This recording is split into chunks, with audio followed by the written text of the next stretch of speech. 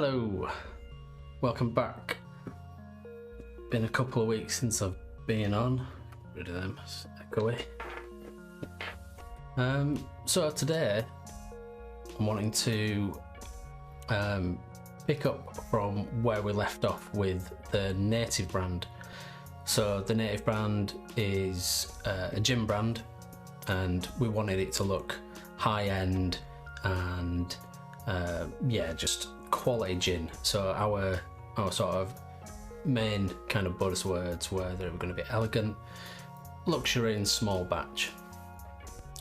So the idea for today is to take what we did last week with the branding for Native and now apply it to some bottle label artwork. So what I think I'd like to do is come up with a couple of ideas, maybe. We'll see what we do with the ideas, and then get it to a point where it's finished and we can actually show it as a finished piece. I'm not going to do anything on a bottle in terms of like the presentation stuff that you might see through Photoshop or whatever. It's just going to be a basic artwork look on a page. Hi Liam, thanks for joining us. And Shaka, how's it going? Yeah, so what we're going to do is I'd like to show sort of the process of actually getting it to a working file. So yeah, it's going to be kind of a little bit freeform. We'll see how it goes, and yeah, see what we get out of it. Cool, right. So this is where we left off. If you watched the one last time, you'll see that we took it from being something that was quite oriental looking, a bit kind of karate-esque, to something that was a little bit more right for Native. So it was, we just refined that right down, which is good. So where to start? What I've done is I've brought in onto a new artboard already the stuff that we did last time, and a few inspirations as well. I know that I want like a wooden closure, which is the corks. I don't really know why they call them closures, but if you're looking for corks specifically, search for closure, because it'll definitely come up then. And I really like this apothecary bottle as well. We're not going to play on the apothecary thing, we're just going to work with it because it looks like a beautiful bottle, and I think it's a really good base for what this concept brand sort of looks like. I also want to bring in some textures for the label as well, because it's always nice when you've got a bottle that feels good in the hand. So having embossing or a gloss finish or a spot UV or something like that is always really nice to have on there, because when someone picks up something and it feels good, they kind of remember it more because of that extra element. So done a couple of quick sketches, so I've kind of got an idea of what I fancy doing, and I think what I really like the idea of is having a bit of a background. So because this is it's a clear liquid, you can often sort of, people kind of use the label at the front a little bit too much, I think, sometimes, and it's kind of nice to bring through the ability to see through the back by keeping the label sort of small on the front, similar to what these guys have done here, but use a reverse print to the back of the label, or to the back of the back label, so you see something coming through the gin. I think that's a really nice idea, and will work really quite well for this, because it's all about the local pieces that people are, or the local botanicals that people are putting into this gin. So there's the rosemary, there's nettle, and elderflower. So maybe it'd be nice to put some stuff in the background as well. Right, so One of the ideas that I had was to sort of use this shape, the shape that we've got here, as probably the base for the front label. I always like the idea of bringing stuff through that is replicated, because you then get sort of synergy throughout.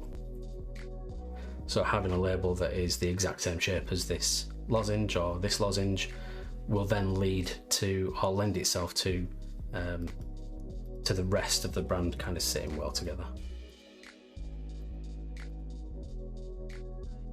I'm just going to use this one because it's fatter. I made that one a little bit taller, a bit more elongated lozenge.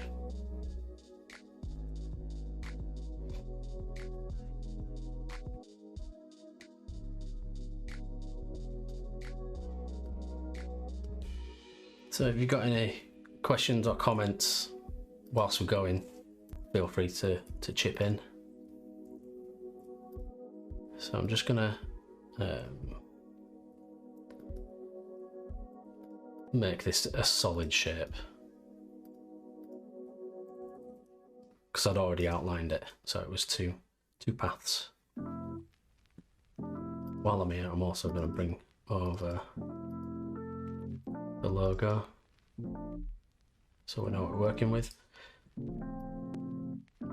So I don't have any technical details for the bottle itself. It's literally just a bottle that I know, and I kind of know the measurements of, but I'm not going to use any like specific measurements for this because it's just for fun.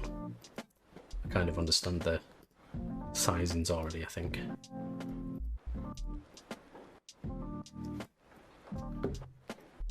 But obviously it's good still to have a good grasp of how big something is, because then it's easier for when you've got fonts being placed, you know how tall they are and if they're going to be printable and obviously legible as well. So let's make that, I don't want this too big, so maybe 90, yeah, maybe 90 mil. So there's not going to be a lot of information on the front of this label. It's literally going to be like the logo and that's about it. I'll have the ABV and size as well. Let's just bring this down.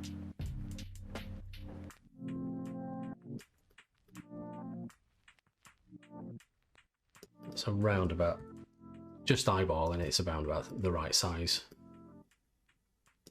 Real life. So I'm sort of thinking we could get away with something that kind of size, I think, because if we're having something in the background, that'll then obviously give the appearance of the rest of the bottom being fuller.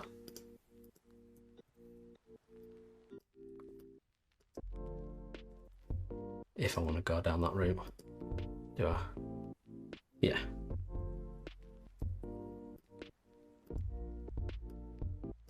Might just knock that up to 100 mil, just so we've got a bit more to play with.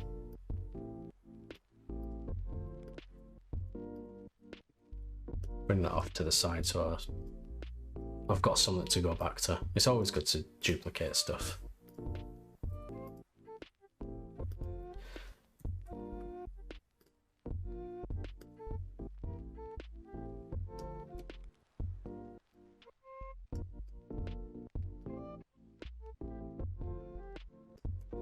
I've got a feeling this is going to come together quite quickly. So we might get a chance to try a few different ideas.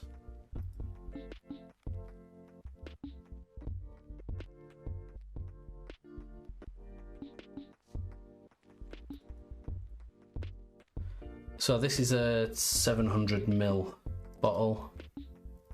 Get that in straight away when we can, and it is what, 40%? That seems right for a quality gin, doesn't it?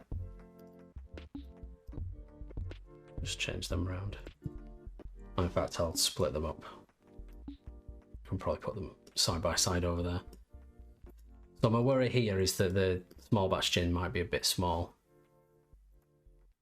So I might need to just scale that a bit.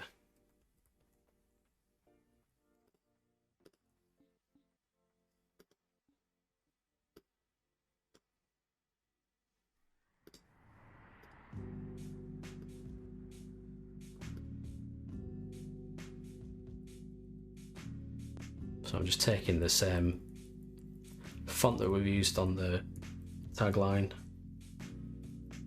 but we'll make this a little bit bigger because legally this has to be, well, the percentage in particular has to be quite prominent and visible.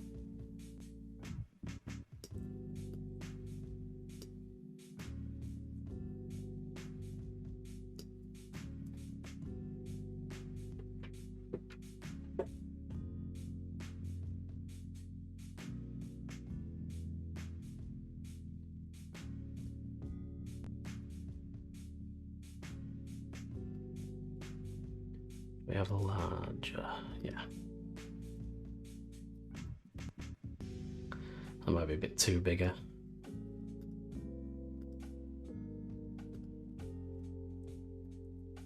Yeah, that works. Just a bit too much tracking on there, I'll take it back.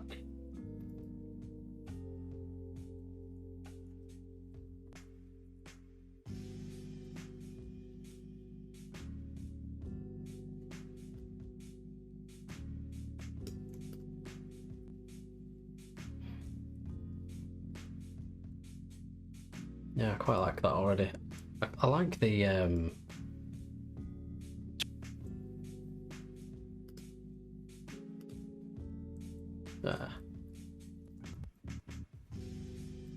preferences on, is it too simplistic?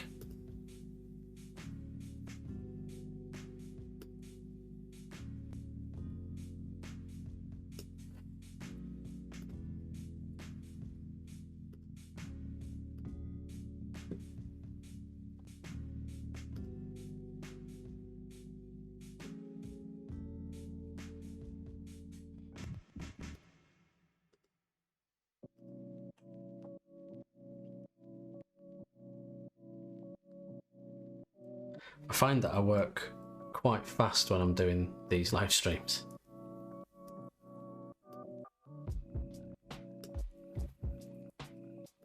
I think I assume I'm being boring and then forget about actually doing some good work.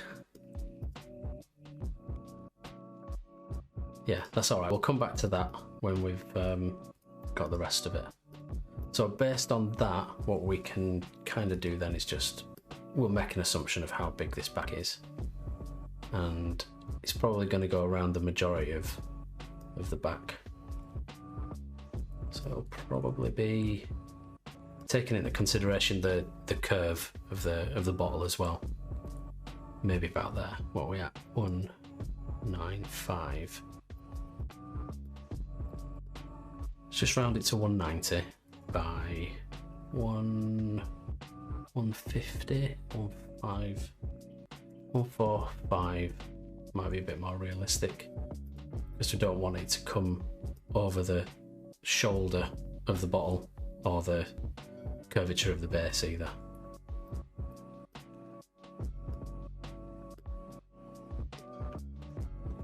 Just going to run this alongside it so we've got an idea of spacing. Oh, that is really annoying. Just not one node. Right, if I take that out, it's just gonna take me ages to get back. Yeah. No, we'll leave it. Let's just ignore that one node.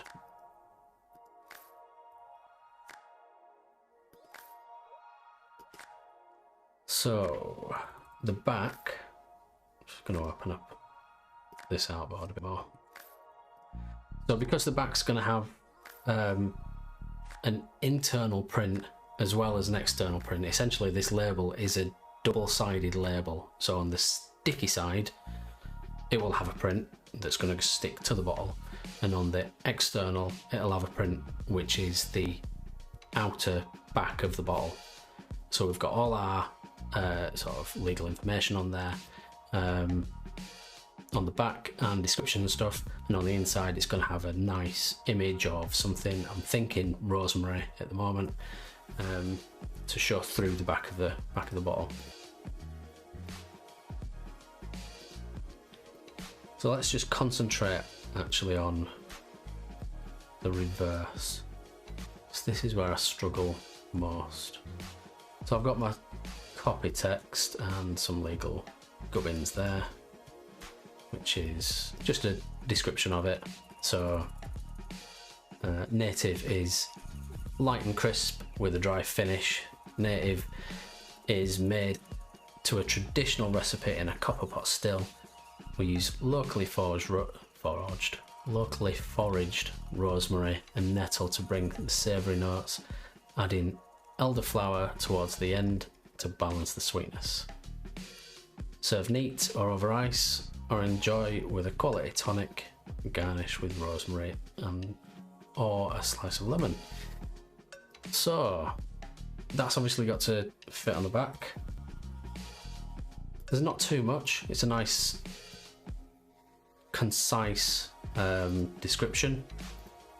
Sometimes people can get a little bit too descriptive, bit too much with the wording, and it becomes more of a story than a short description of what the gin is. But this one's nice and concise. So I'm going to use the same font that we used on here again, which is Brother. Instead of finding it, we'll just swatch it, colour pick, eyedrop it, eyedrop. And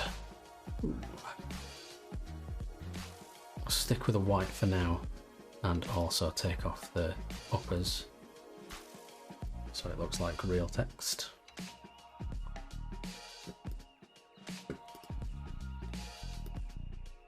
Probably leave it left aligned. Yeah, leave it left aligned.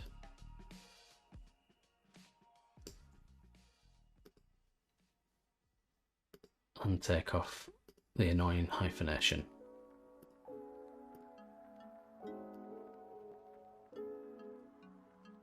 Now we just need to find a sweet spot where it looks real neat, which I think is about there.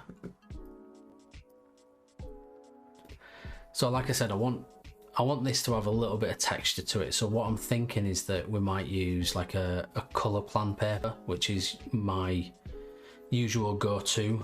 I don't know if you've seen any of the colour plan papers. These are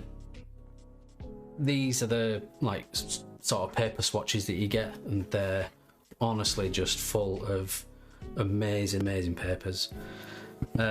Not all of them are colour plan, but these, obviously the ones from GF Smith's, they have all the colour plan selection. So I'm thinking probably try and match this green that we've got in the native logo for the back.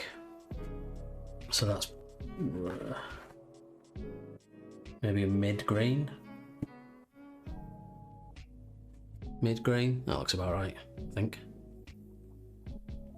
Yeah. Plus the texture is just really nice. It's an uncoated paper, so you get the added bonus of it feeling quality, really nice and touchy-feely, as we say in Yorkshire. Right, so that is mid-green. I think they do have their own swatches from Colour Plan, so you can drop them into Illustrator, but I haven't got them. So it was pointless me saying that, wasn't it? Right, the mid-green is about there. That's it.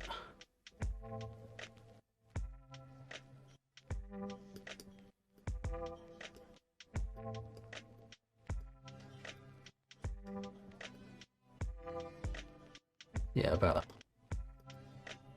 So it's not a million miles from the colour that we've actually used. But obviously I want to be able to show a really accurate representation of what the paper will be. I don't want to change the colour of the actual logo because that's set. I just want the colour here to be a good impression of what we've chosen. Do that the same colour as well, just so there's no confusion. Right, what to do on the back. So usually I don't like to replicate a logo on the back as well because it's already on the front, so you don't really need to be totally bombarded by brand or by logo. So what about if we bring through, let's bring through this version that we've got here, which is just like the responsive version, which people are sort of calling logos now, responsive logos, similar to what you get on websites, I suppose. Do we go white or do we? So this would probably, because it's going to be going on a colour plan paper, it's already got colour on that, obviously on the paper. So the likelihood is that either this is going to have another layer of paper applied to it in order to get a print on it, or it's going to need to be printed with a white colour applied to it as well. So that's I think you can do that now with litho, and some digital printers do offer sort of white underbases as well. So it's not out of the realms of it, but it's something that you really need to consider when you put in white print on a dark paper. Another way would be for it to be screen printed as well, but that tends to be quite a costly process.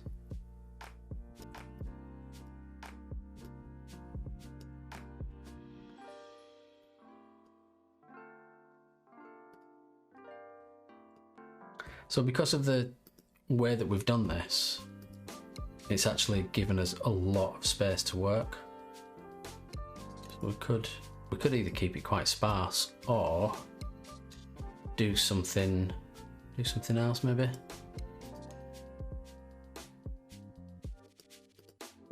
I'm not entirely sure what we could do on the back of that, because of it being the colour plan board.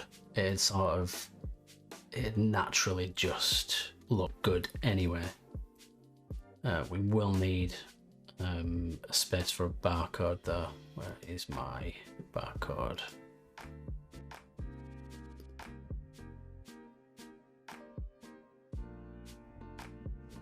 Where is it? There.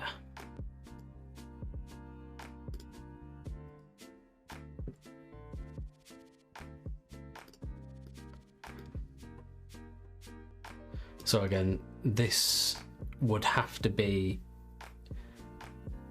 done in white because it needs to be high contrast on a barcode. It's either going to be something that you stick on separately, or you have to make sure that it's printable with either a white underbase or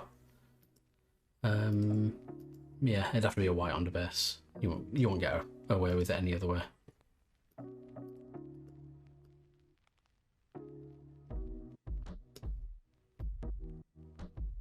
Size.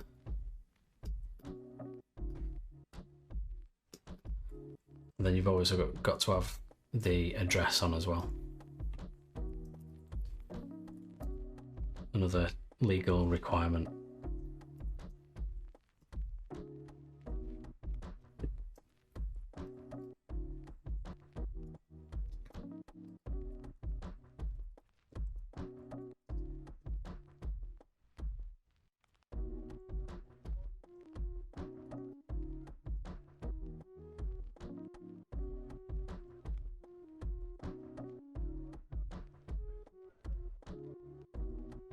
There we are.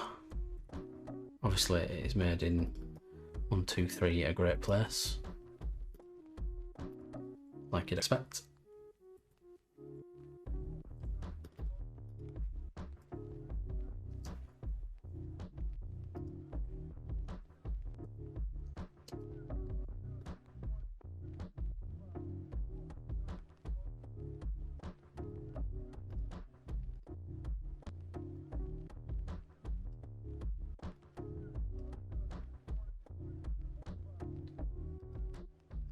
We can make this a little bit smaller as well, maybe like 9.9. We'll probably get away with 8, won't we?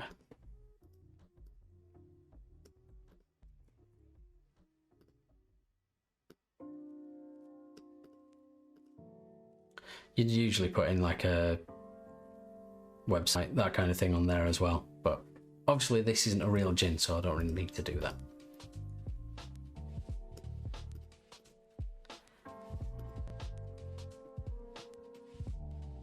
Definitely make this a larger font, maybe 12.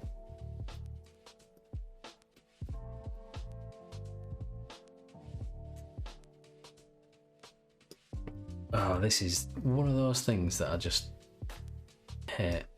Just layout.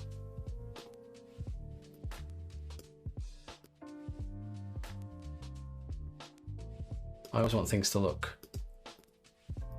really well placed, and obviously like a layout should be, but I want it to be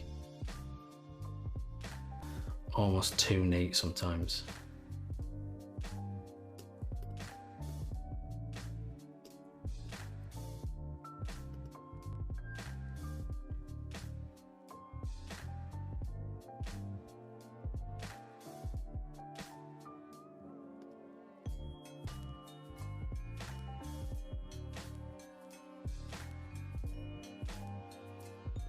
Right, we'll keep that there. Like I said, we're gonna stay minimal on this because it's all about the bottle and essentially the logo and the feel of everything as well. So if we keep it neat, we can then start to work on stuff like embossing, or that'd be nice actually if that's embossed. Yeah, we can think about embossing and other like special treatments and stuff like that we can do to it. So with this, I think what we'll do is we'll make this slightly rounded. Rounding the edges of a label obviously adds a nice kind of simple look to it, but it also helps when the label's applied. It's slightly more difficult for it to be peeled off. It's less easy to catch an edge and then be kind of looking scraggy. So having a round edge on there really helps with that. So let's call it quits on that one. I'm gonna put in the background. Like I said, I think I want to use this. I'm also going to use, it'd be nice to have like a thing on the lid as well. Oh, we've got the neck. Let's work on the neck. I don't know what would we do, what's best. So we could either do a neck label that's like a collar, or we could do sort of like an anti-tamper label which runs over the top of the cork, of the closure. But if we're doing something that goes over the top of the closure, do we want to have anything on this face? I think it might be nicer to have a neck label with a nice small end logo on there. Do you know, I'll add tiny little one, this one, if that was etched into the lid. Yeah, that might be cool. Shall we do a label for the neck?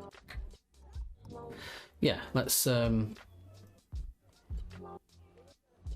a collar.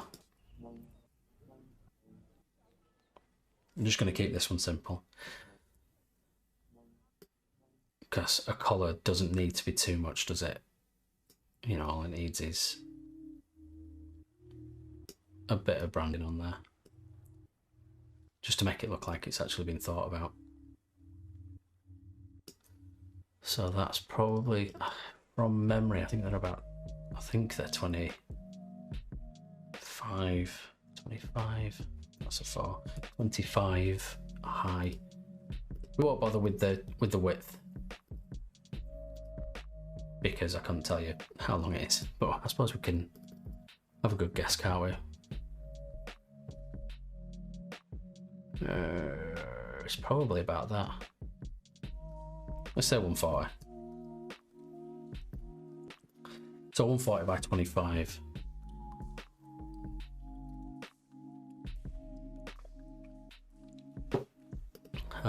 Do we go for cream or green?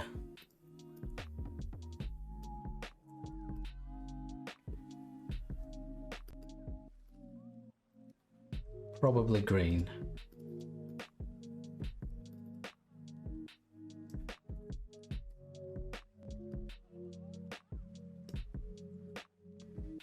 Or green or cream, I don't know now. That's nice. I was going to make it fit in there, but I quite like it overlapping. Well, I like it overlapping as well.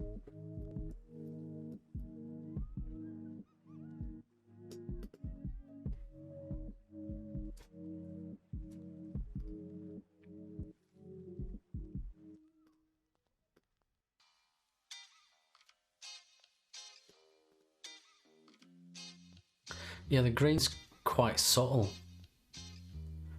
I suppose it's going to blend in more with the background as well, once that's there.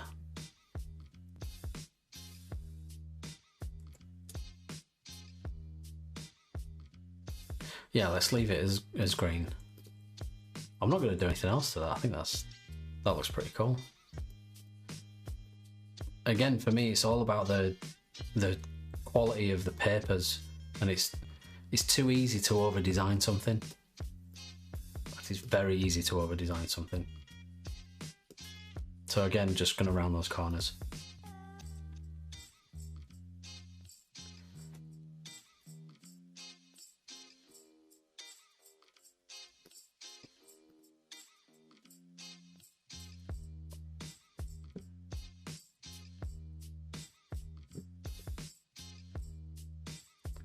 Right, and then I said that we'd put something on the lid as well. What's the lid? It's probably about a lid about. Obviously, if I was doing this for a real client, I'd have all the measurements. I'm going to go 35. I reckon it's about 35.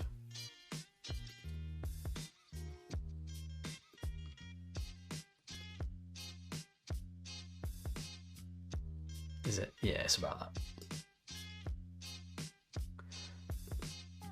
I'm just going to give it a basic brown colour to just to represent the wood. It gives a bit of an idea. I want it to be the darker colour, so I've just put this up here for a bit of reference of what the etching might look like, or however it's going to be done. It's either going to be burnt in, laser etched, or possibly screen printed. But I want this colour, this kind of dark oak. Is it an oak? Must be an oak.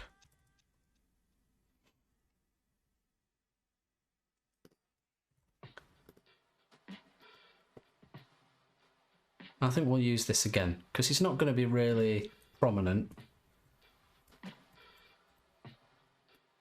It's just going to be sort of subtly on there. Just make that, well, make it black, I suppose. I like to use the multiply on that because it makes it a richer colour.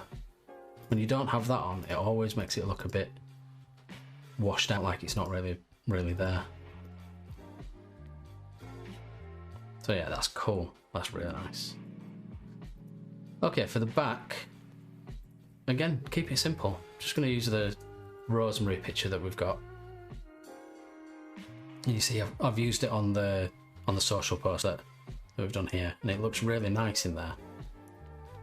So I think that kind of look will be cool on just in the background there, just to bring all this through.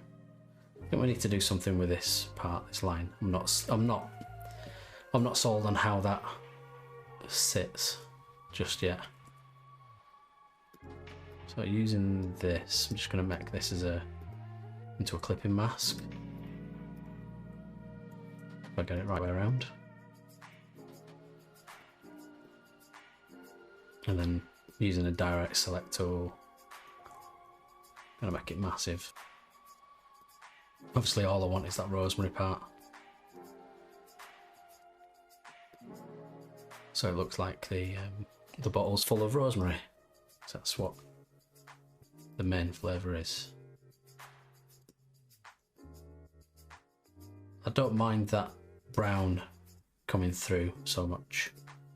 Although we might make it just a little bit lighter because it's quite dark at the moment.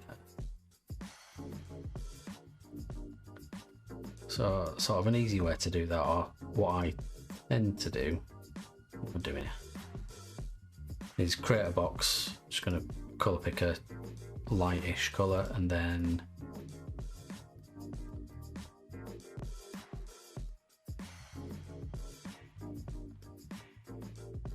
just do that.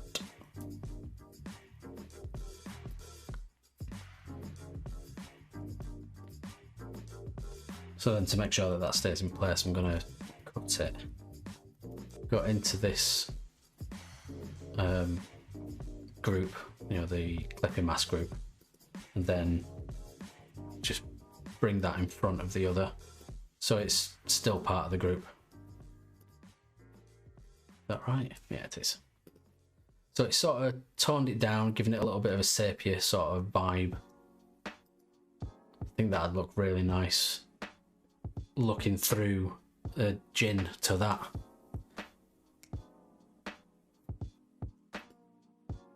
It gives you a really good idea of what it will actually taste like, I think. So that's sort of how it would end up over it.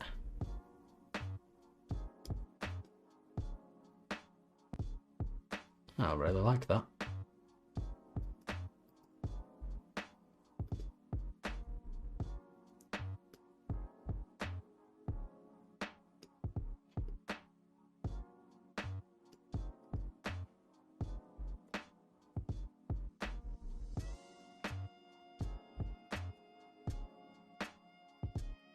Send that all the way to the back. Right, how to make this look like it's intended to be there without putting it on a mock-up. I don't think we can we? I think we get the idea of how it's supposed to look. It's supposed to look like that.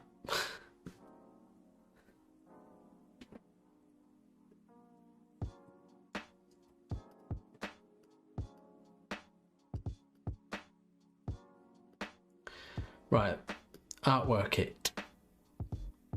So obviously these are bespoke shapes, so what we need to do is make sure that the printer can print them but also understand how they're supposed to be cut out. So I often like to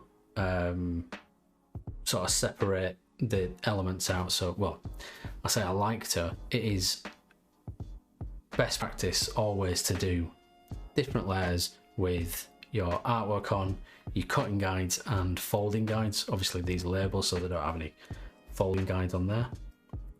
So we'll make the cutting guides just so you can see how that's done. I'm not going to talk much through this because it's all kind of boring. But it's necessary and it's always good to know how to do it, or how it should be done.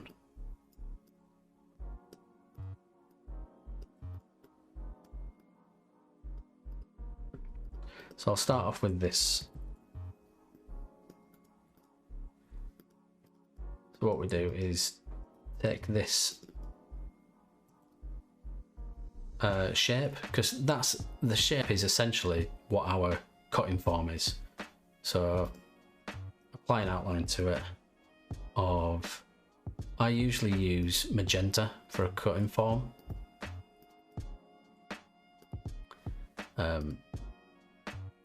But I always make it a spot colour. So if you go to add new swatch and then change this to cutter and change it to a spot color.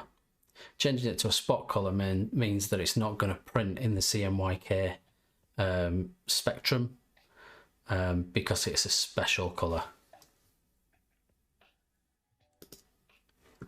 So it should be pointed out to the printer that is what that is then.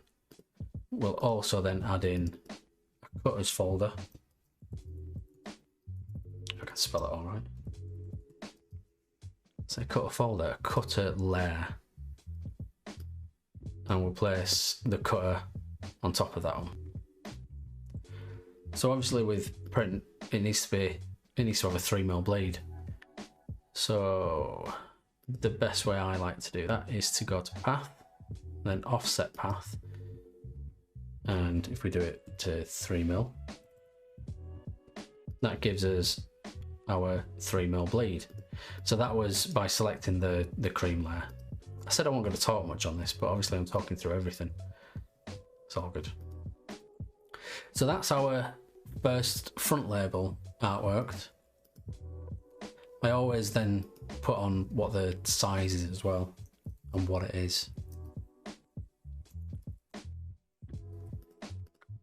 And the size of this is best part of 69 by 100.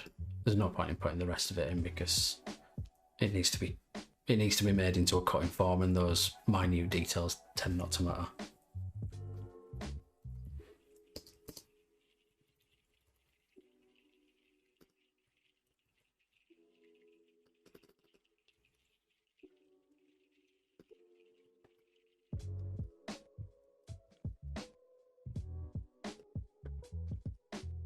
I'm going to put this on an info layer.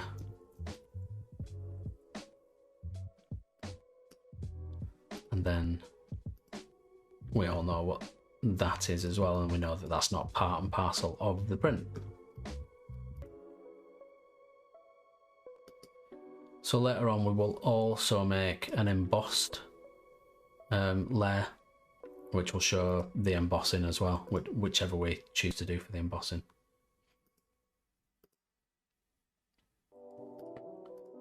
Okay, so we're going to do exactly the same for all of these. Copy it, paste in place, and then just colour swatch or colour pick it. And it's going to go onto the cutter layer. Select the backgrounds of those, and because we've used this offset path before, it should keep the same values.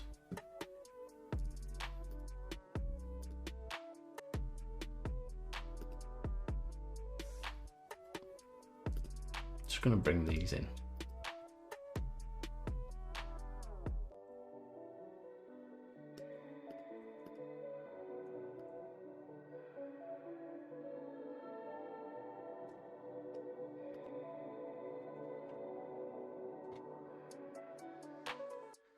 So cutter's done for those two. Obviously this is the exact same size as this, so we can just use the same one. Now we've got a problem with this because we can't use the same offset path, I don't think. Can we? No, we can't. So because it's a clipping mask, you can't use offset path, so we have to kind of deconstruct it for the time being.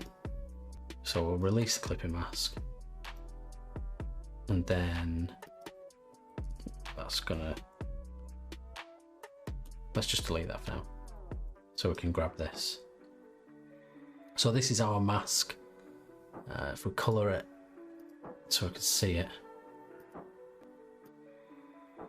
just going to apply offset again, but this time we need to expand appearance so it actually is the right size, and we're just going to grab these back and make clipping mask again, and then duplicate that cutting form and make it fit to the center.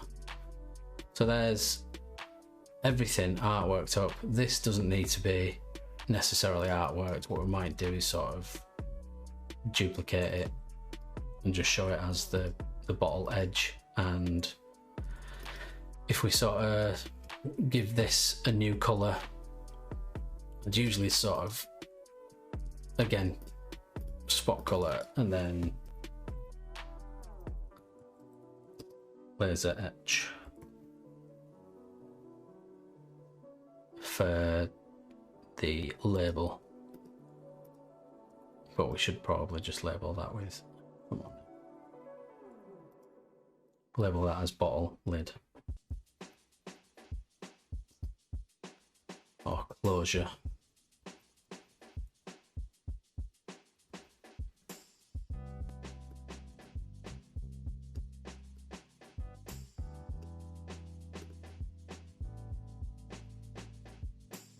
This is the visual, and this is the etching.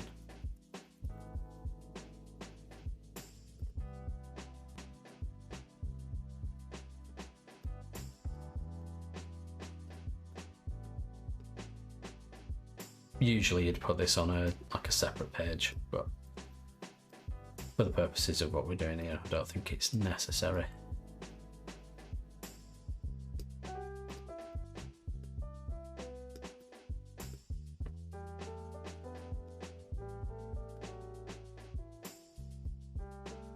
And the back label is 190 by 145.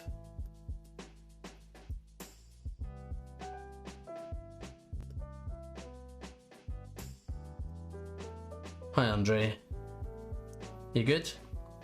And is that Mika? Thanks for joining. Just halfway through this first label design, and well, I'll say halfway through, we've kind of almost finished it. So the idea with this is, just to recap, is that we will have a front label, which will be going on the front of the bottle, and then a reverse label. Oh, why don't I do that?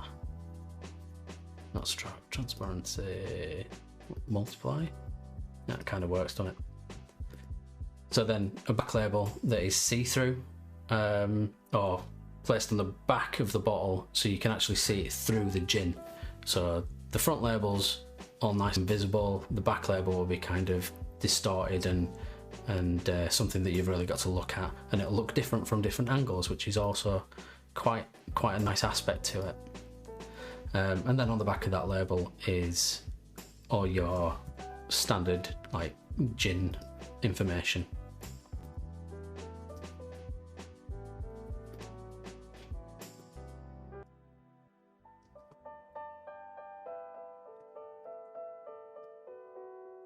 So this is the outside.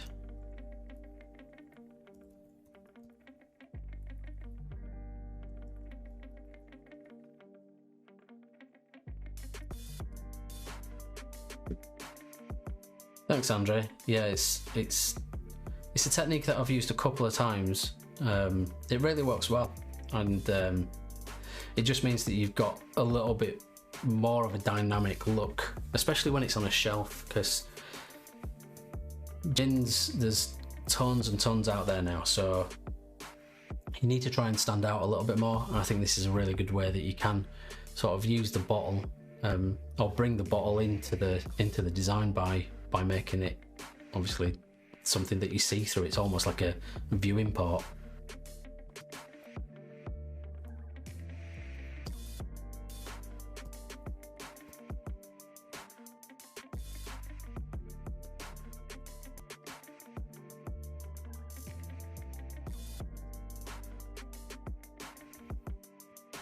So just to label this up kind of clearly, this is the outer of the label.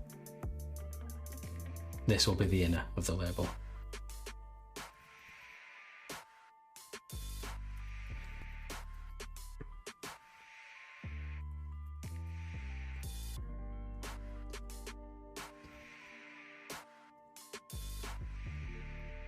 this is our neck label that's going to go across, obviously across the neck.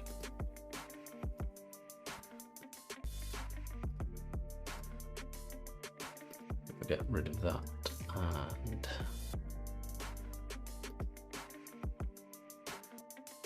remove the offset path. Pop that over there, and then we know how it kind of looks all together.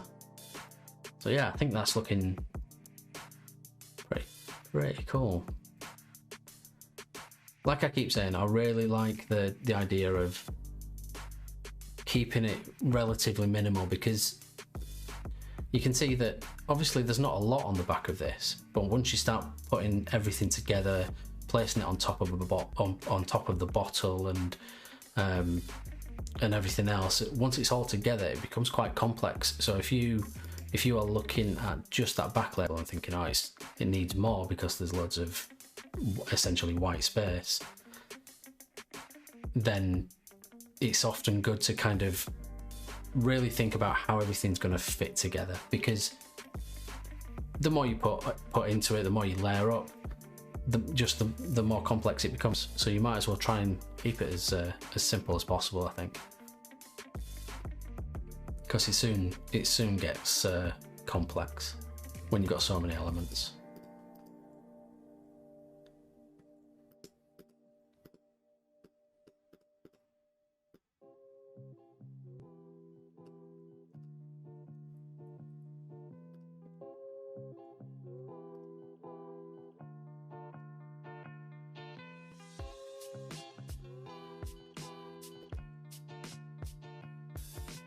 Okay, so next we said that we were going to make this an emboss, which I think is quite a cool idea. So instead of it being printed, maybe emboss it,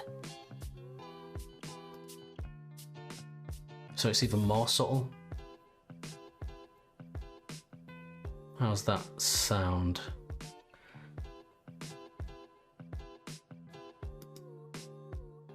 Let's assume it's going to be staying white, but what we're going to do is, again, artwork it for it to be embossed. So embossed means to come out, so it'll be protruding from the page rather than being debossed.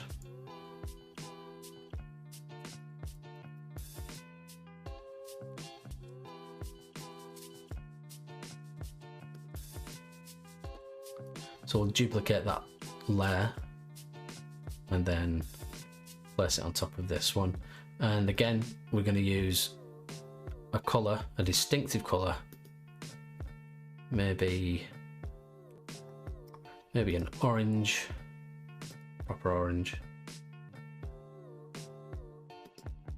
Add a new colour swatch to that and make that, let's emboss in it.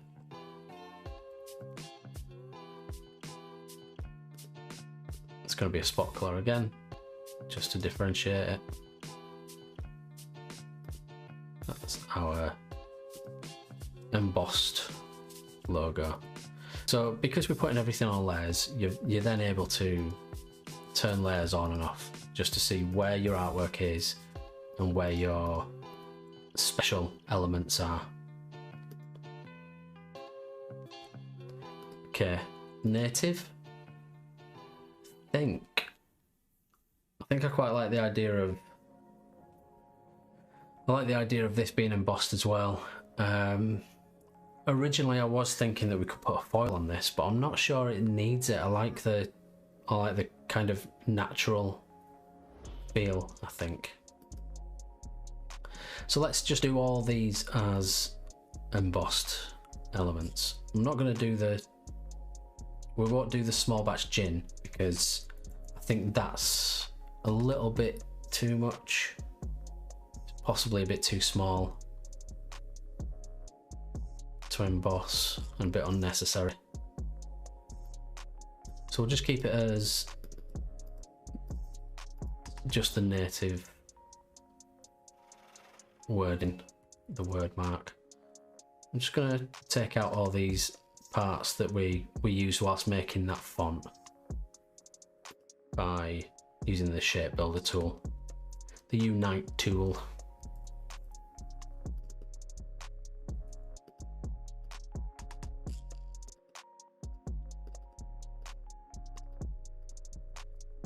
Copy that and paste it. Bang it on that emboss layer, and I'm going to use that same colour. Just going to make sure that that is actually the emboss. Yeah, it is. Sometimes what I've found is that when you make a new colour, it'll put it in this list, but it's not necessarily actually applying it to the thing that you've selected. So sometimes you need to go back. We're going to do the same with this one. I think that needs to be embossed just to bring everything through, because yeah, there's no reason not to. The only reason I suppose not to would be cost, and that's all going to then come down to what your client's got budget for. But because this isn't for a real client, we've got absolutely every budget for it. So copy, paste in place, and same again, just put it on that layer and change it to our emboss colour. So I think that's everything for that one. That's what it's going to look like as a full piece, and this is everything properly artworked. So the only thing that you would, if you were to send it off to a printer now, is that you would just do the standard outline or your text and make sure that everything's absolutely 100% for your printers to work with. Obviously all the images would have to be either supplied or embedded, and yeah, you're good to go then. So just to break this down, what we've got is this is your artwork layer. Turn them off. So that's your artwork layer, followed by your embossed layer, which is that, your cutter info, and just your standard information, just about everything on there. So that's it for that one. I think we might have time for another label. Not entirely sure what we're going to do, so it's definitely winging it. Neck label, this one, isn't it?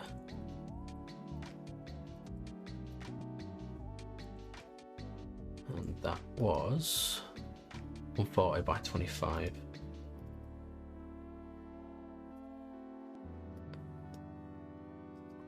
From experience, it's always good to let a printer know what the actual finish size should be, just so there's absolutely no ambiguity whatsoever, because sometimes if they've got a PDF artwork, someone could have scaled it, someone could have put it into an A3 document and scaled it down, which then means that all the sizes have changed, have shifted.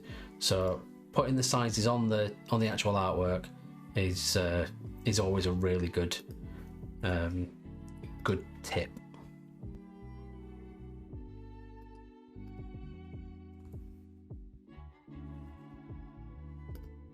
Right, what if we were to go a slightly different route and a little bit more about it being just on the front label? Let's try that, shall we? I'll make a copy of this. So that's one artwork that we've got.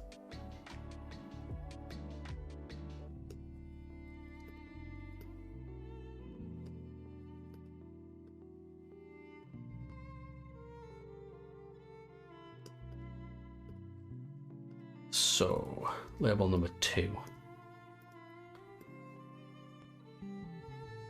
Oh, it'd look really nice just as a screen print, wouldn't it?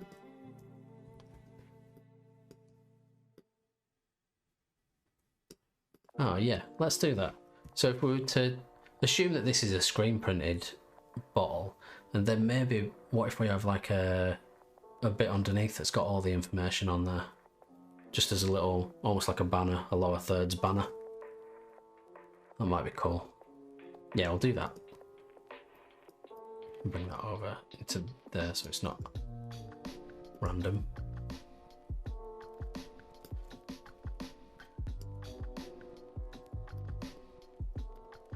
And lower thirds is probably going to be around about the same width as the bottle, I reckon. So this might be something that's applied by hand because it's a small batch.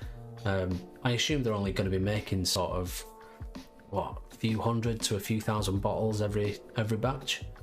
So it's certainly feasible that these might be applied by hand. So literally peeled off the roll and put on by hand, other than the screen printed front, obviously. So let's go for this as being 20, yeah, let's say 27 by 120. So we've got a little bit of information to put into here because obviously it's got to have the size, and then I think we can put in a bit of description as well, a bit of the botanicals maybe.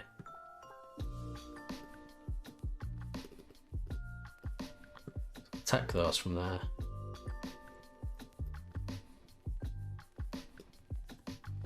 I took the wrong thing. Yeah. So a really good tip here is just to make sure that you're actually still working on the artwork layer, because often you can just get a bit tied up by being on the wrong layer, and then there's a lot of weeding things out and sorting them out into the proper layers.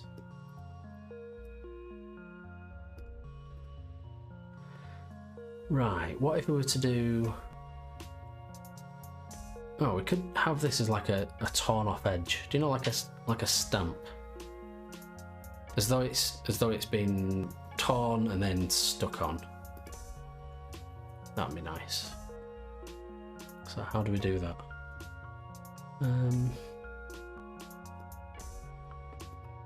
Could do like this.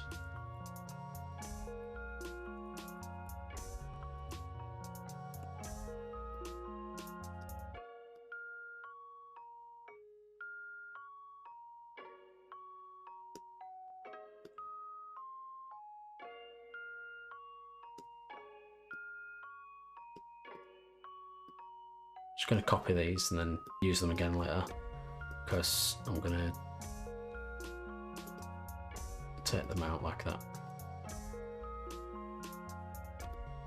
Yeah, so it's almost like a ticket, isn't it?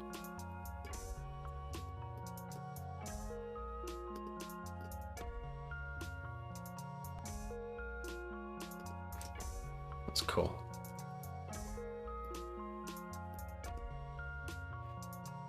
Shall we say white or cream on this?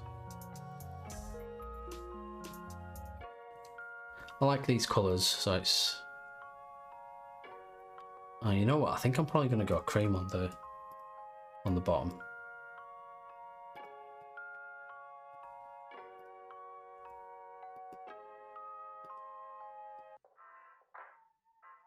Yeah, it'll add a little bit of subtlety to it, and once we put the label in the background, obviously there's going to be essentially a coloured section, a white section possibly, so you'll be able to see that that colour come through a little bit more.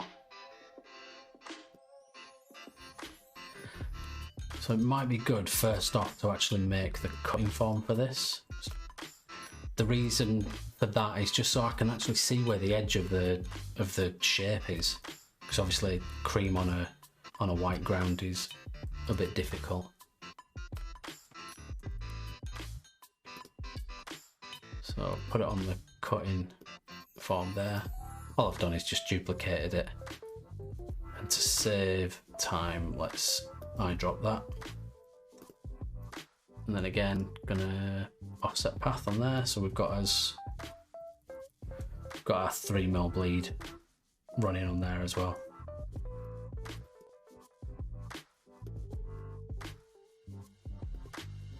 So just be sure, back on artwork, bring that to the front.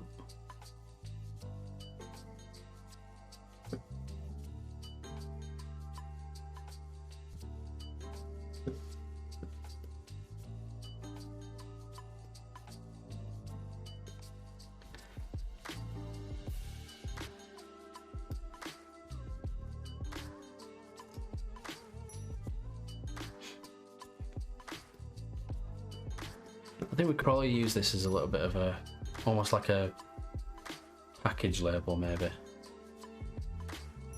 Which sounds a bit odd because that's exactly what it is. But what I'm saying is, like, you know, like if something's been shipped and you've got information that needs to go onto that label or onto a package, so it might need some details on there and maybe a signature or something like that. Oh yeah, signature would be cool, wouldn't it? Do you know, someone's had to sign it off. It's been approved by whoever. Oh, we could put the batch information on this as well. I suppose that's something that we didn't think about for the other one. With it being a small batch, it's often nice to just to have that indication on there that it is from batch 1 or 2 or whatever, because gin collectors do tend to like to know what batch they're drinking.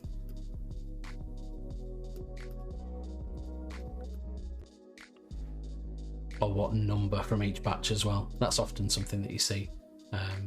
Not just a batch number, but a bottle number. Could make it a notary stamp. I don't think I know what a notary stamp is. Let's have a look.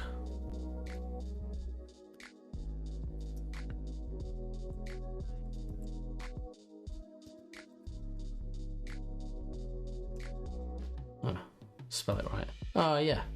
Yeah, an embossed stamp. Yes, exactly that kind of thing. It'd be cool to have that maybe just on the side, wouldn't it? There's like a sticker. Another one as though it's been approved by several people. Oh, I wonder if we can turn this in, because we've got this larger one here. That'd sort of lend itself to being a notary stamp, wouldn't it?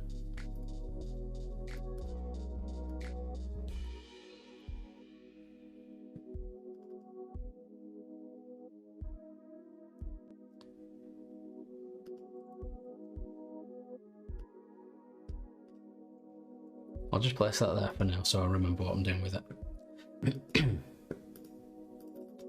Right, let's have some fields in here that need to be filled in.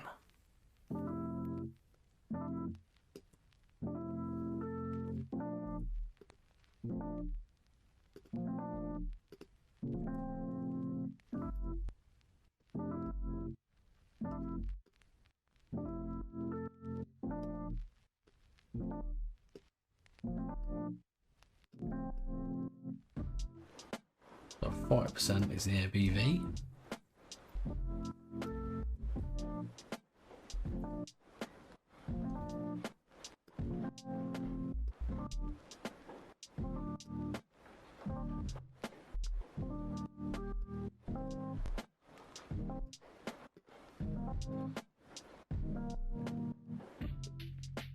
And 700ml is the size.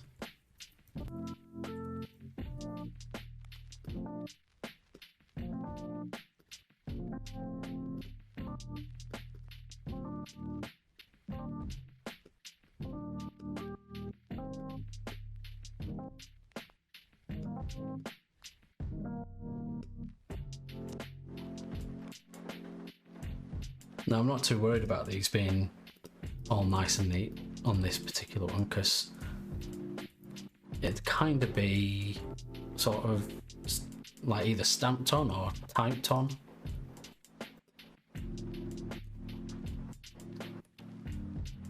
If we were working on it as being like a heritage thing. Right. So. I suppose we can put in the botanicals in here. Main botanicals being, what did I say? Rosemary. It's rosemary, nettle, and elderflower, isn't it?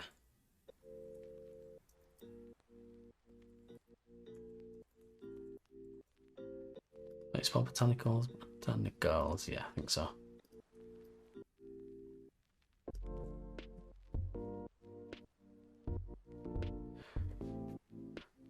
What's debossed, Philip, sorry.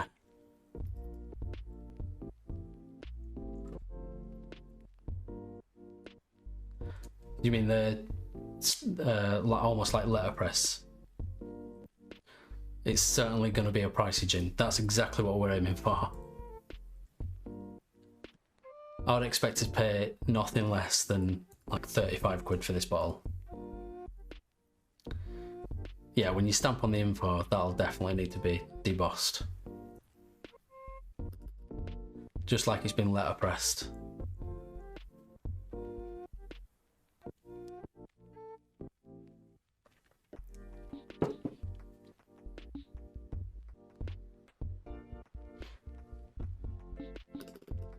So, botanicals, rosemary.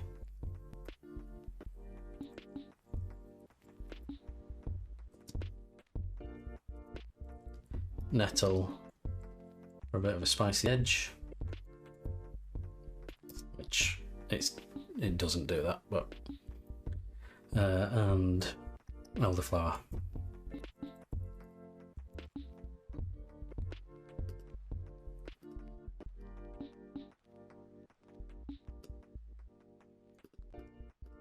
I think we could probably make these a different colour as well, so it does lend itself then to being an added part of that label. It's not something that's all been done at the same time.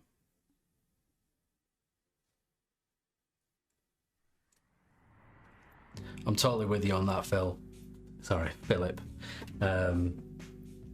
Yeah, the textures. It's all about the textures, isn't it? For a bottle. I think everything that is meant to be picked up, it should have something that feels nice. I think you remember it more for a feeling as well, for it feeling nice.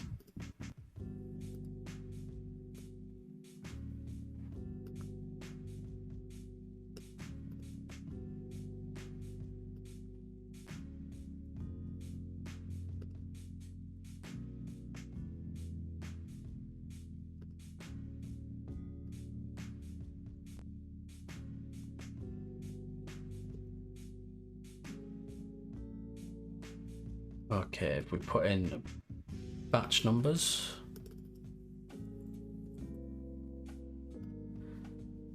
And have something as though it's been written. Right, let's just... How many will this have been? It's going to be maybe a batch of 300.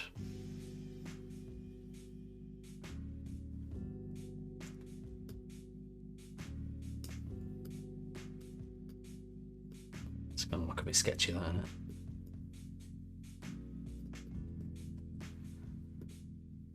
Writing with a mouse is never the easiest, is it?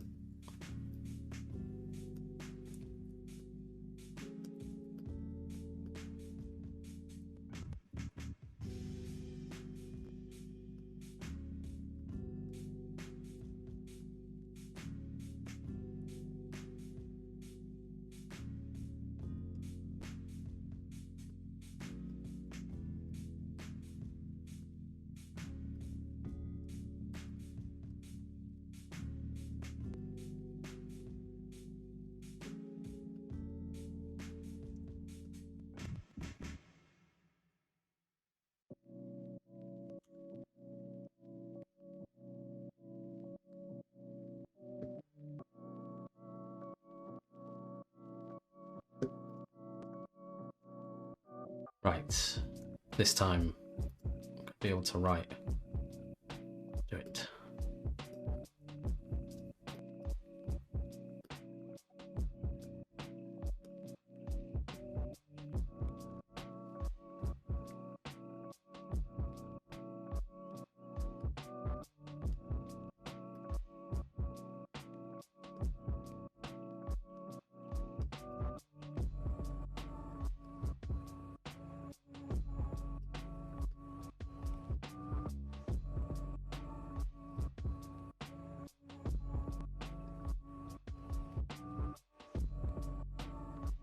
What if that was red, maybe?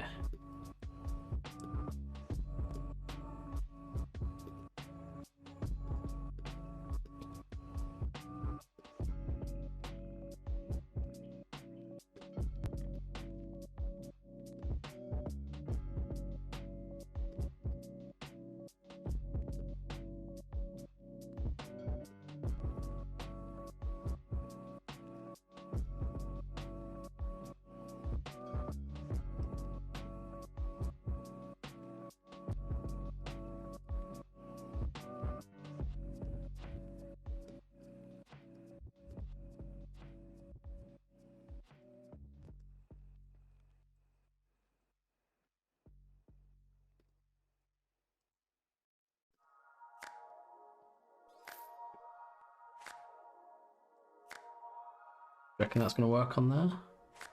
I think so. It's going to look really nice. Right. Cool. Let's move that into there. So it's not in line with that. You'd never, if it was going to be overprinted, it's very difficult to get anything in line properly. And then signed. It's always good when someone's approved something. What about, you know what, I'm just going to sign it myself.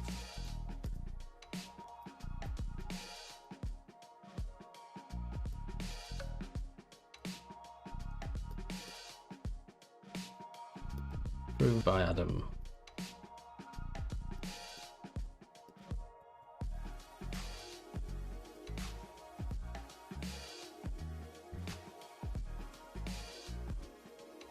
Make that black just so it's like it's been done in a different pen, and slightly smaller as well.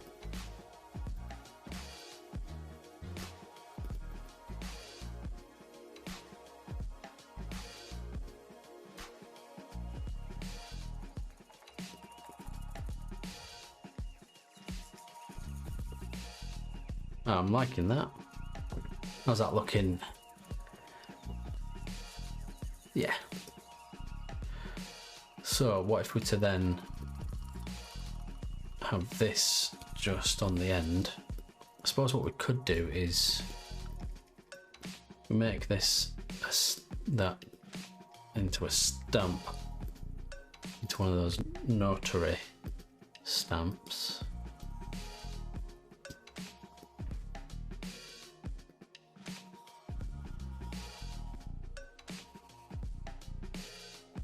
Come on, select it.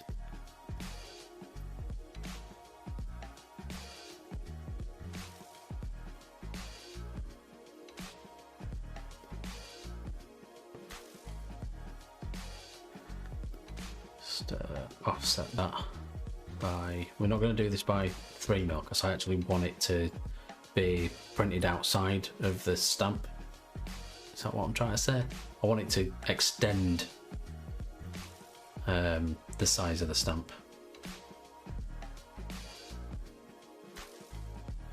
Thanks, Roman.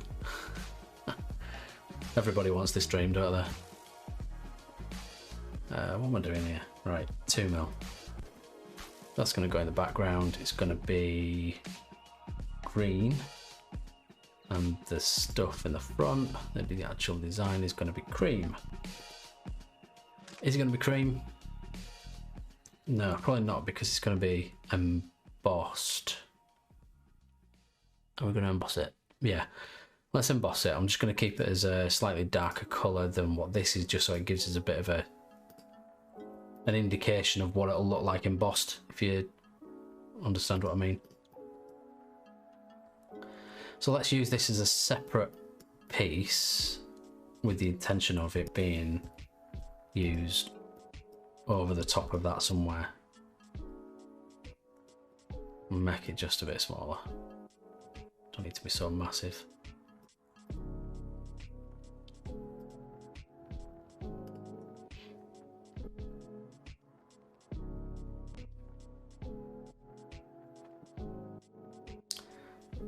Should it be a foil sticker? It probably should, shouldn't it? Yeah, foil sticker. Bit more glamorous, I suppose, then, isn't it? Just going to expand that so it's all one piece. Also, a nice little trick is just to make that black and then sort of a rich black. It doesn't really matter how rich it is, but then if you just bring down the transparency, obviously you still get that kind of thing, but what it means is that you can go and change the colours then.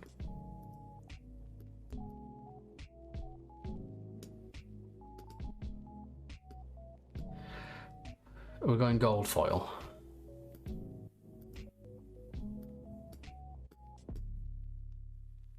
Yeah. Has to be a gold foil, doesn't it?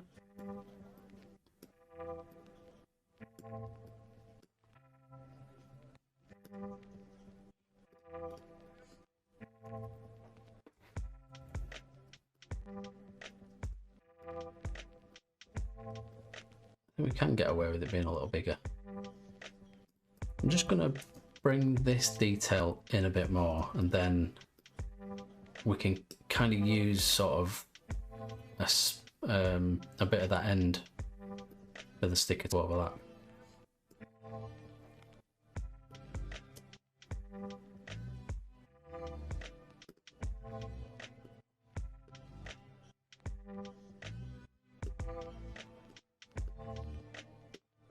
I'm all about the fancy, Philip.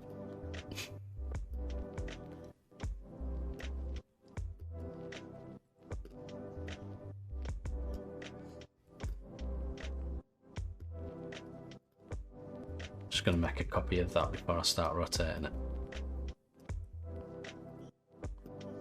So that I kind of fit there, I reckon. That works, doesn't it? That'll look sweet.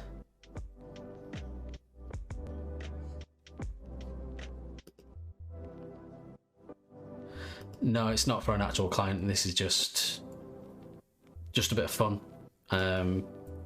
Just trying stuff out. But it's very much the kind of stuff that I would do for a client, providing that the client had the budget for it, which gin brands tend to have a little bit of, especially smaller gin brands, they tend to want to spend a little bit of money on the labels as well, which is often quite nice.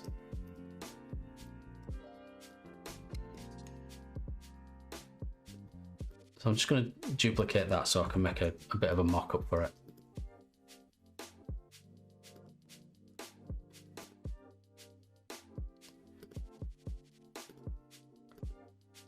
Usually what I'd do is actually apply this to some Photoshop mock-ups, just so you get a really good idea of how it actually looks.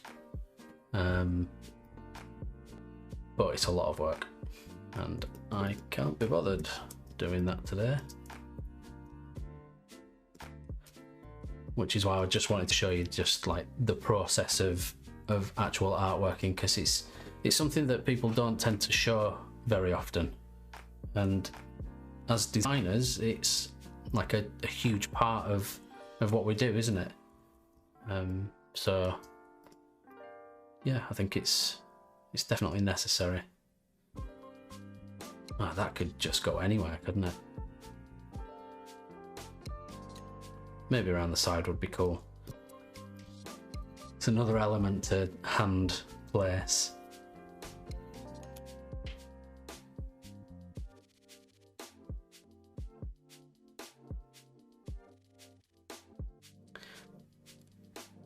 So yeah, the sticker, it could be embossed green, yeah, for definite. Personally, if something's metallic, I'm not a huge fan of it being sort of a coloured metallic. I like it to look like it's like it is that metal. So say for instance a gold or a brass or a pewter or something like that. I think sometimes that when you've got a coloured metal, it's sort of distracting, but that's just my personal preference. I quite like how this gold is sitting with the green though. Is that too much for you, Philip?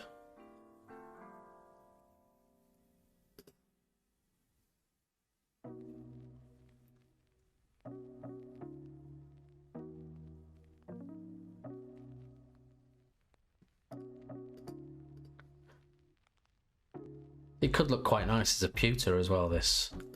So you can get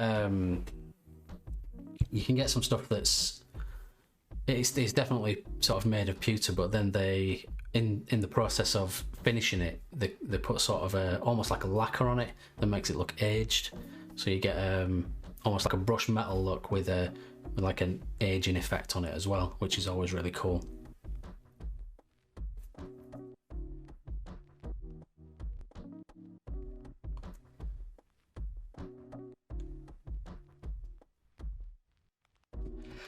So I think if we can make that grid label a bit bigger, by adding a line or something, this sticker could be overprinted.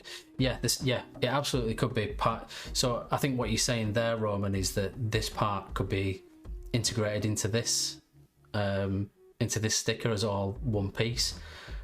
But what we've got is a metallic sticker, so that'd have to be foiled anyway or something like that. And because it's a small batch gin, I'm kind of anticipating that people are hand finishing and stuff anyway. So I kind of like the idea that when stuff is hand finished, every bottle looks a little bit different because of the placement. But yeah, you could absolutely put it into there, make the cutting form out of that as well. Yeah.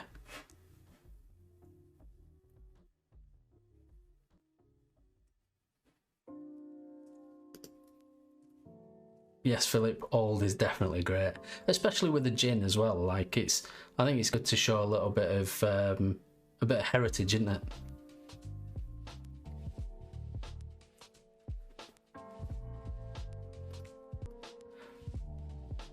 Right, should we do a back label for this? I think we'll finish with that one. So I won't artwork this up because I'd anticipate this piece being almost on a sticker roll, and then you would have it stamped. You could either hand stamp it with a set of those pliers that you use for the notary stamps, which I've just learnt from Philip today,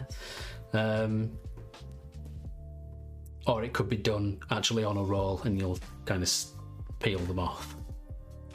Right, so reverse label. The reverse label on this would probably be relatively small because you don't want to overwhelm the background. You want to see that it's still a clear liquid. So I think we could probably do something relatively small. I was kind of thinking of possibly using this shape again, just because I want to bring in the shape of the kind of the smaller logo that we've got, this shape, and make it all kind of tie together and match. So yeah, let's do that. We'll bring this down. Kind of being a bit lazy because we've got all the cutting form made up and everything for that, but we're all good. Let's get rid of the other detail in there because, as I said before, there's no point in duplicating logos. It's something that's a bit of a bugbear of mine. People seem to want logo on every part, and it's unnecessary. So let's stick with this piece. Come on. We can drop that up at the top. Use this as a border. Do we get rid of this? No, we'll keep this on the back because in fact we should have put that on the other label. It's often good to duplicate the ABV and the size of the bottle on the back, because then it's very, very clear of what it is. And when you're dealing with alcohol, it's often best to be clear as possible.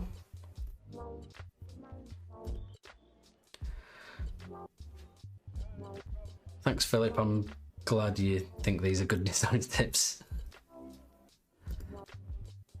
It's all stuff that you kind of just learn on the job doing. Right, so take our information from the top here, because obviously this has to stay because it's part of the back label. But the challenge here now is that we've got a very small back label and relatively lots of information in comparison to the previous one. So we'll go for the green again. So luckily this text is quite large at 12 point. We can get away with probably about an 8 point. It starts to get a little bit too small at 7, but 8 is just about fine. We may need to strip it back a bit.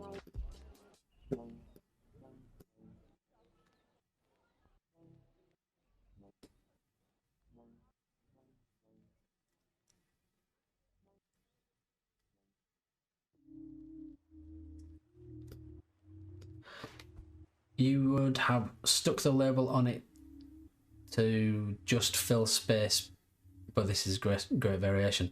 Sorry, Philip, I'm not sure I follow.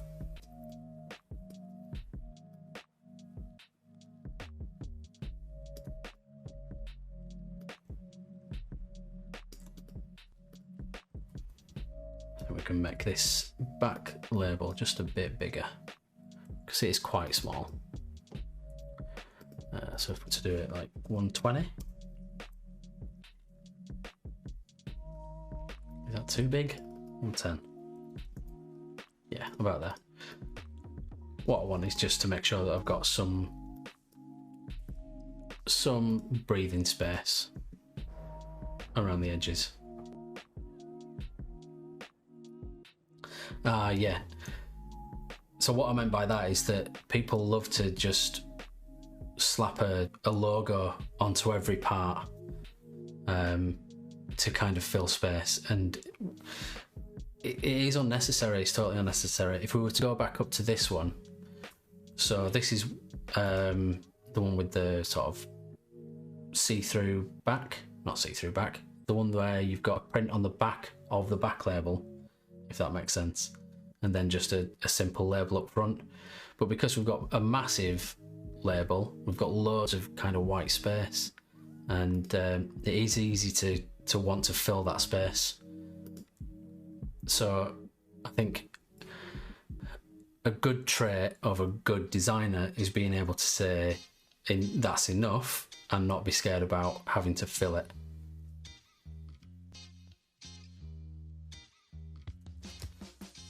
I think it's something that every designer at some point falls foul of, because whilst you're designing on a screen, you're not sort of really thinking about how it is printed.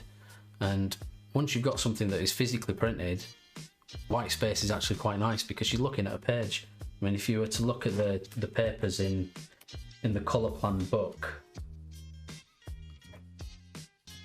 there's a lot of white space, but the page is not boring as such because it's got texture, it's got colour on there.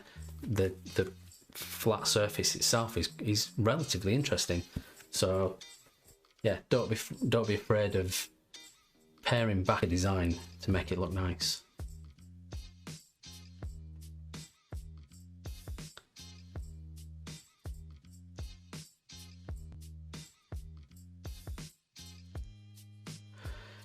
Yeah, Roman, you're right. You could put all the information on the back of the bottle, because you're screen printing the bottle. This information could technically be screen printed on the back, which would take out a little bit of cost. But I want the back label to sort of form a little bit of a backdrop, so it's not, because gin is clear, you would see the other bottle that is placed in front behind it. So a label kind of acts as a barrier to sort of be able to see the actual branding, if that makes sense.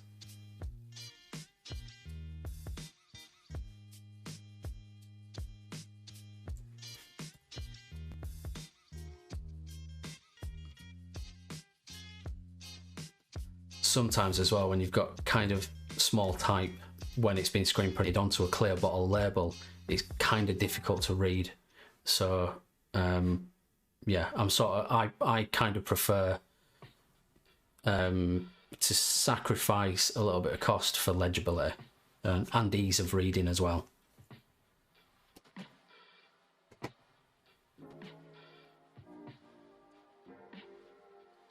Yes, it is legally needed to be seen. So that's one of the big reasons for making a label over it being screen printed. I have in the past, like with the Rascal gin here, this is a screen printed bottle, and the information on the back is all screen printed as well. But because this is on a bottle that has been it's been coated, so it's been spray painted, this makes everything just a little bit easier to read, because it's essentially acting like that paper base, and obviously then you can't see through it.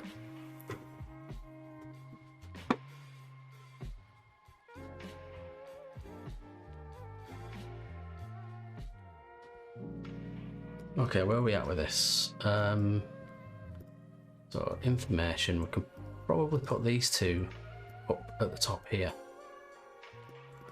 to add a little bit of balance to that white space. And what if we were to say 70 CL?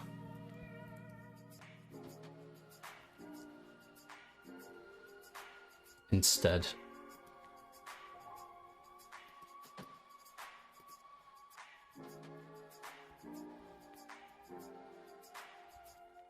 God, that took a long time, didn't it? So the reason I've changed it to 70 CL rather than milliliters is just for balance. But obviously because it's here, it needs to be matched down here as well. You can't have a mix of using milliliters or centiliters. It's got to be all the same.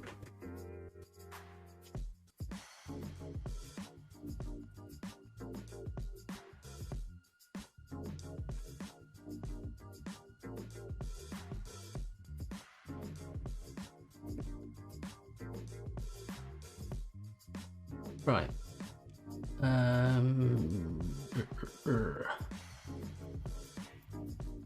Again, always really needs to have an ugly barcode on there, unfortunately.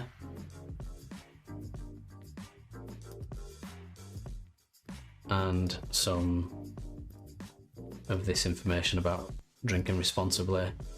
And it also always has to have an address for where the business is. Oh, I just delete that. So even though this is not a real client or anything like that, it's always good to, if you're practicing, it's always good to put in all the bits that are absolutely needed, because if you're actually then going to come to do it properly, you forget things, don't you? You don't know what you're working with. Nice bit of babble.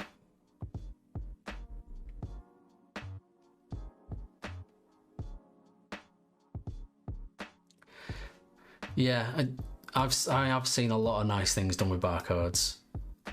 I don't think I've seen it on gin actually. I've seen it on other stuff. People getting quite creative with that. But for this gin in particular, I don't think it kind of fits with the brand. Doing something a bit different with it. I think it would kind of take away what. Yeah, I think no, I don't know. Like, it'd have to be something really creative or really in keeping with the gin. I'm not sure what that could be off the top of my head.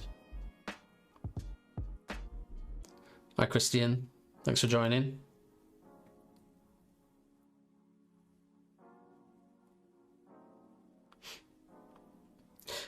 Philip, what do you mean by some people put the skyline at the top of them?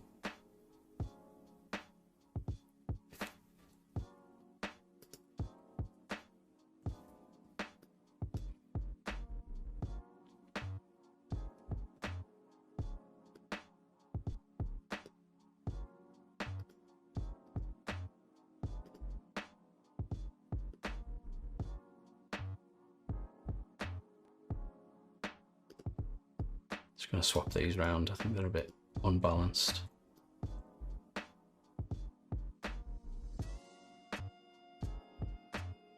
Something I find really difficult is making sure that you've got all these legal requirements in there and all the bits that are necessary, like a barcode, to sit really neatly. Ah, right, yeah, like a city skyline. Yeah, I've seen a couple of those. I think they've been really. It's nice to get a little bit creative in it and try something different with a barcode. But like I said, I don't think it's necessarily warranted for this It'd have to be something really on the button for it to be right. Just gonna make that transparent so there's no white background on it, because it should have enough contrast for the machine to pick it up.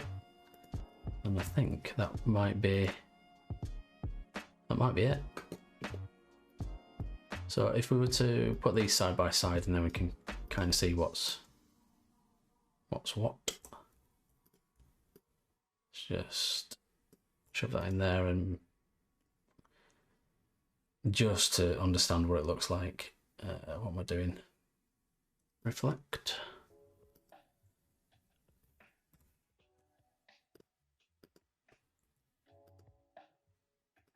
Turn down that transparency of it. And then if we get rid of this, take out the offset path so we can see how it actually all looks together. So I reckon that I'd probably sit a little higher, maybe about there.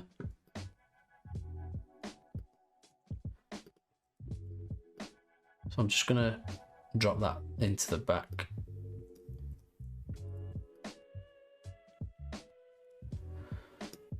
Just to give you a bit of an indication of how it's actually gonna look, and obviously make sure that it's the right placement. So that would probably be a pure white background, because I'm sort of anticipating this be a printed page. Or would it be printed? Would it be it could be a colour plan cream, like an off-white. Let's see what it looks like white. Obviously it's gonna look like the page, isn't it? Why wouldn't it look like the page? What an idiot. Right, let's just keep it as cream, and then we get a bit of an idea of how it looks. I'm just gonna blur it. Can I remember how to do that in this? Gaussian, but first I'm gonna save. I've not saved for ages. Maybe include the line border on the back of the label sticker too. Do you mean this border? The one from the front?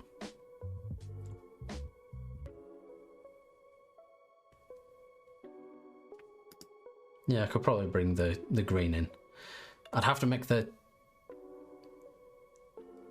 on the oval sticker from the back. Yeah, that's a cut line. Is it the pink border?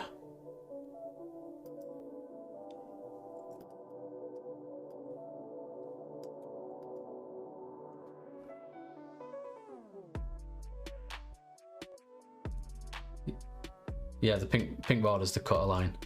So that wouldn't be printed. That's just where the thing would be cut out.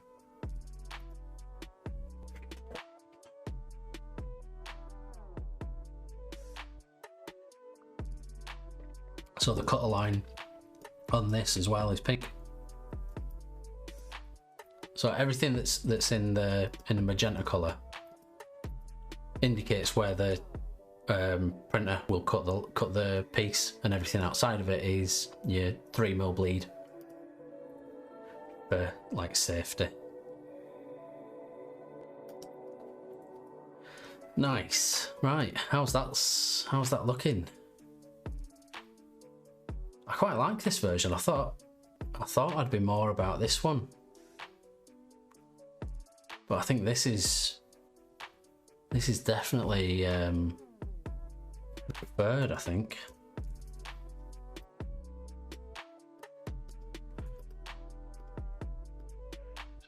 Drop that into the front of there, and then we can get a bit of an idea. Is that on the wrong layer? No.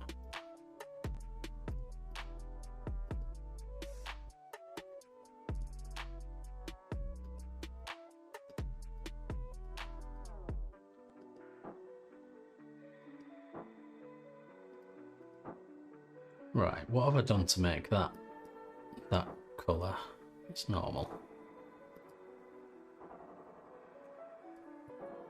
What have I done? That's on a multiply. That's also on multiply.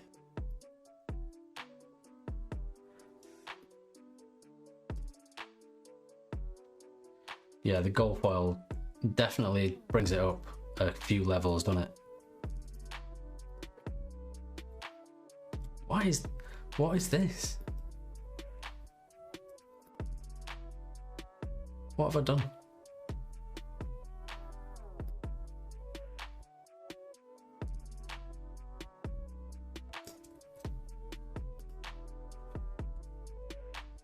Is that just not going to the back?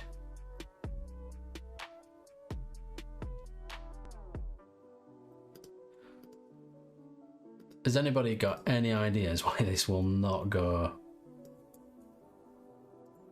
underneath there? It just doesn't want to go, does it? Is it part of is it part of the group? Part of the group? Obviously it's part of the group, why wouldn't it be? Right, so I've taken it out of the group now. Ta-da! There you are.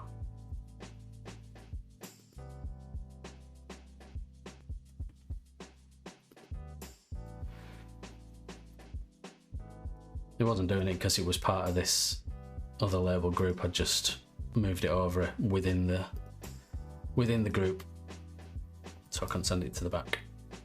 Right. Yeah, I like that. I can't believe this random second one turned out so well. Yeah, it's really cool.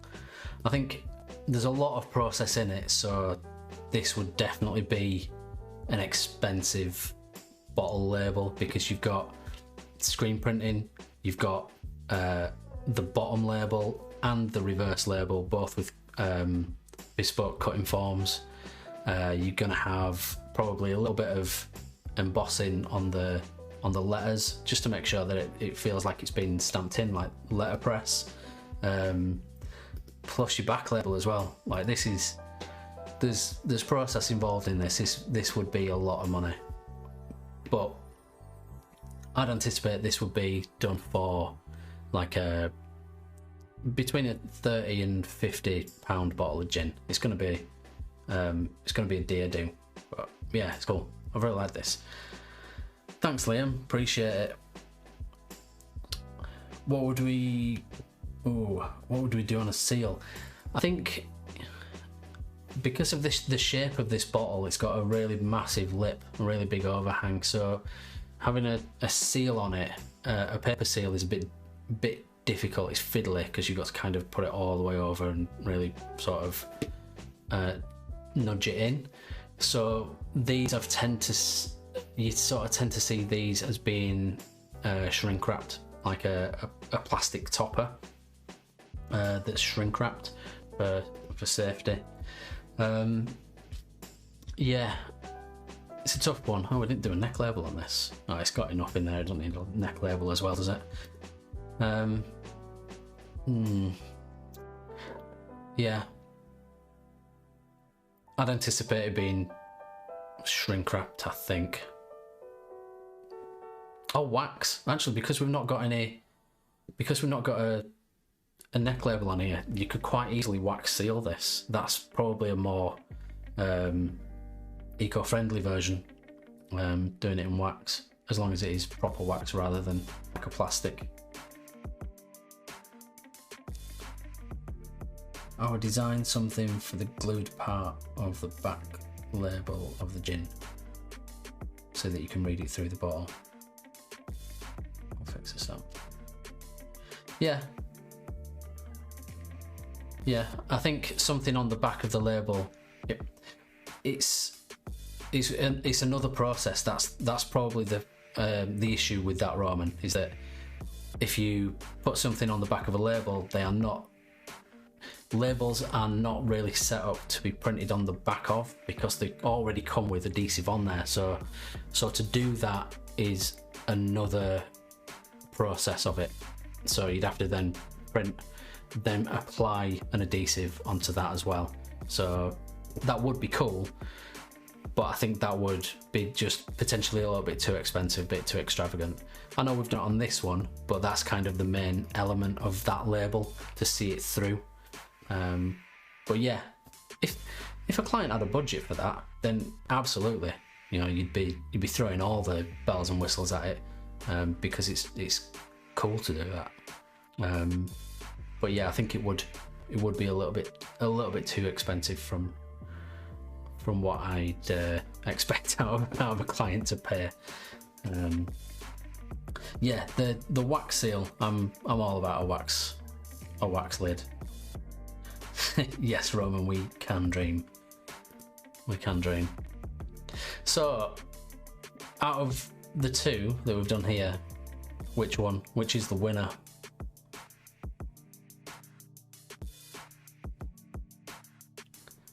I've definitely got a preference.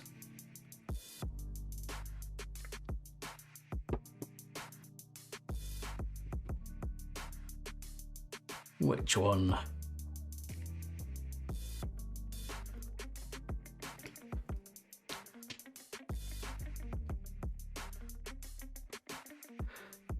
Yeah,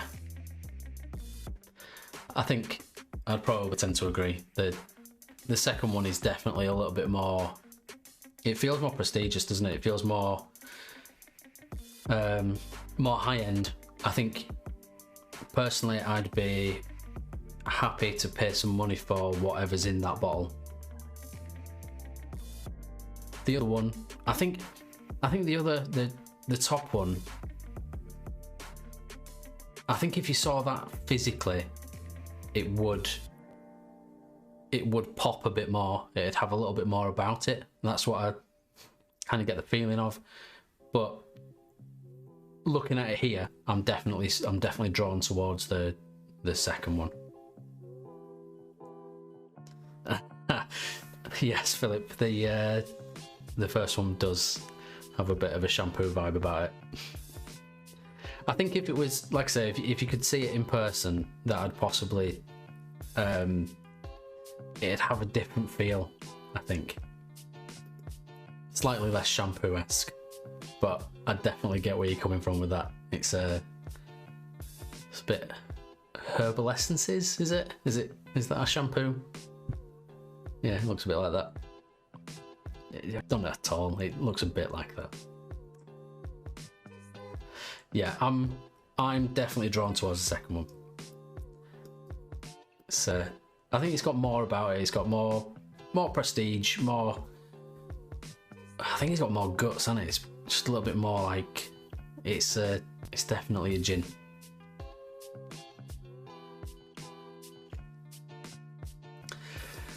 Nice, right. Well, been going for what, 2 hours? Which isn't bad going, to say that we've managed to get a couple of labels out of this in 2 hours.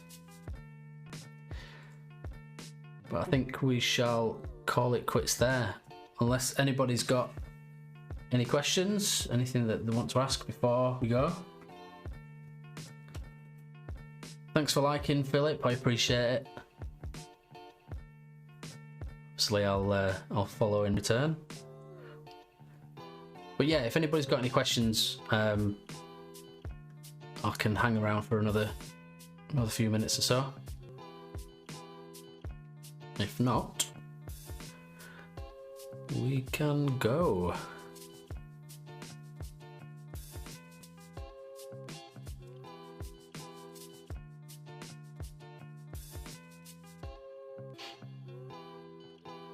So yeah, let's just run through what we've done on both of these. It's probably a good idea to do that, seeing as how I didn't really run through it much.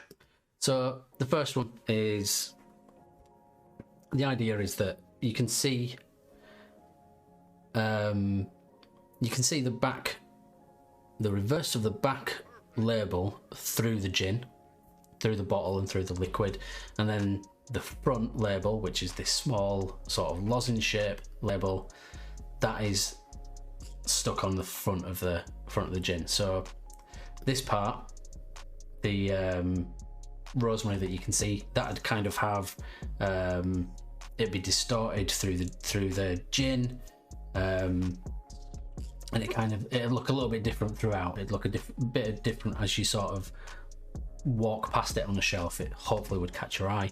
The back of this would be done with a colour plan, so that would mean that it's then a colour plan paper is stuck to the back of that and printed with white. It's also going to have an embossed element up there with the logo. The neck label, just a nice little logo on there with an emboss just to bring that out, and then a bit of branding on the cap. And then the one on the bottom, we've got a screen printed front label, so the big logo is screen printed. We then have a smaller label as though it's been done on a ticket that's been like handwritten and then maybe typed across. And I'd anticipate this being sort of hand applied by the maker, by whoever's finishing off the bottles, with a notary stamp, which would be metallic, probably like a gold or a bronze metallic, and that's again just hand applied. So every bottle will look a little bit different because it's been hand applied, which again just adds to that small batch kind of look. It's definitely been made and finished by hand with a nice cheeky little back label there. So cool, right, well, no questions came in, so it's been grand. Thanks, Liam, thanks for joining. It's been really good, and it was good to speak to you earlier. Yeah, we'll call it quits there. I think I'm definitely done. My head's blagged now. Well, cool. Well, thanks again for watching. It's been really good, this one. This is totally different to what I usually do. I'm usually sort of just doing the logo design stuff, we did this last week, and as you can see, we started off with something that's a bit more oriental looking, a bit more like a karate logo, and then we narrowed that down into what we've got with a native here, and then we moved on to this. So yeah, a little bit different, but this is kind of my sort of old school skill set, doing artworking for labels and brands. Yeah, so cool. It's been really nice to show this off, and been really good for a few people joining in as well. It's been great. So thanks again, and I'll see you in the next one.